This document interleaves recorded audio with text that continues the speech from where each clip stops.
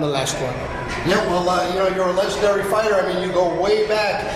You fought like no rules fights when it was really no holds barred NXT.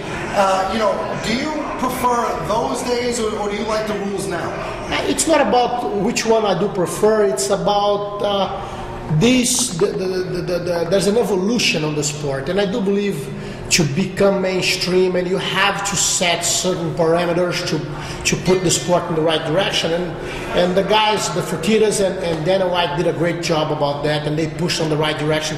That's why the sport is getting so big, and I'm really glad the way that we went. Of course, I always like the wild side, the headbutts and the low blows and anything goes, but at the same time, I do believe that it's necessary a lot of certain circumstances to be able to push the sport forward. And for sure, the rules were very important on that. Well, absolutely.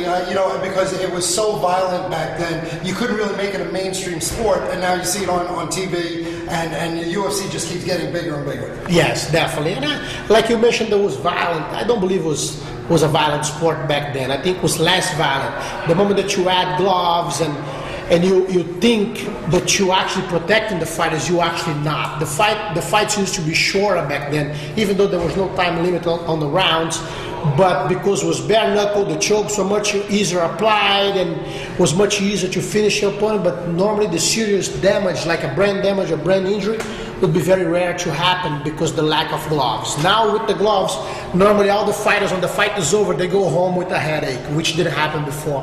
That's an interesting point, and that's in boxing.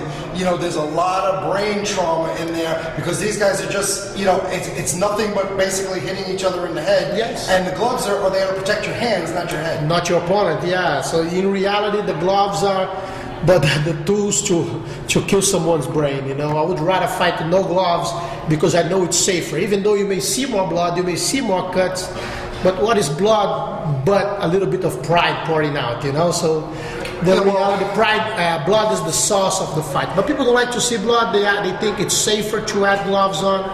So let's do it. We do it like the main thing is that we dance as the music plays. So that's the secret. Absolutely. Well, you know a little bit about inflicting some brain trauma because I remember that up kick to Oleg Taktarov.